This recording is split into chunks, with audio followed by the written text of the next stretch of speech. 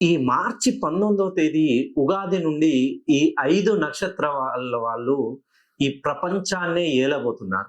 మెయిన్‌గా పునర్వసు నక్షత్రంలో జన్మించిన, చిత్తా నక్షత్రంలో జన్మించిన, మరియు మూలా నక్షత్రంలో జన్మించిన, మరియు శ్రవణ నక్షత్రంలో జన్మించిన, శతభిష నక్షత్రంలో జన్మించిన వాళ్ళకి అదృష్టం పట్టబోతుంది. ఎందుకనంటే ఈ 2026 పరాభవనామ సంవత్సరానికి అధిపతి గురుడు.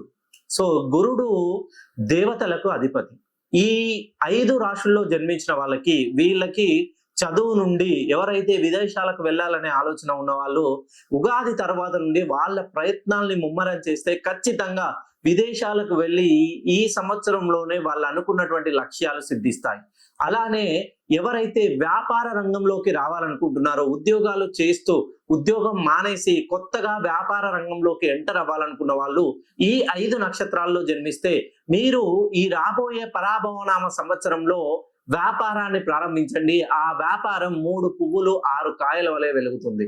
అలానే రియల్ ఎస్టేట్ రంగంలో, పెట్టుబడి రంగంలో, ట్రాన్స్పోర్ట్ రంగంలో ఎవరైతే ఇన్వెస్ట్మెంట్స్ చేస్తున్నారో ఈ 2025 సంవత్సరంలో ఇన్వెస్ట్మెంట్ చేసి మధ్యలో డబ్బులు ఆగిపోయి ఉన్న వాళ్ళు ఒక్కసారి ఈ 5 నక్షత్రాల్లో మీరు జన్మిస్తే మీ డేట్ ఆఫ్ బర్త్ ను నాకు పంపివ్వండి. మీ పేరుని సుమారు 180 డిగ్రీల్లో కరెక్షన్ చేయించుకొని చూడండి. ఇంకా మీ జీవితంలో అపజయం అనేదే ఉండదు.